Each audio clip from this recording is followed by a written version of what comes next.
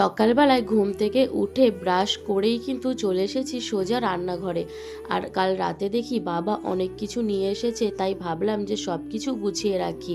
আর জানো তো, সকালবেলা উঠেই কিন্তু আমি রান্নাঘরে আসি, দেখি যে কি কি খাবার হয়েছে।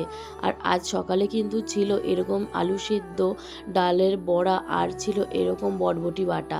আর এই সব কিছুই কিন্তু আমার খুব প্রিয়। আচ্ছা, তোমরা কারা কারা আছো যারা সকালে এরকম ভাত খেতে ভালোবাসো, আমাকে কমেন্টে জানিও তো। যাই হোক, ওইদিকে খাওয়া দাওয়া করেই কিন্তু আজকে মাথায় একটু তেল নিয়ে নিয়েছি, কারণ আজকে করব আমি শ্যাম্পু।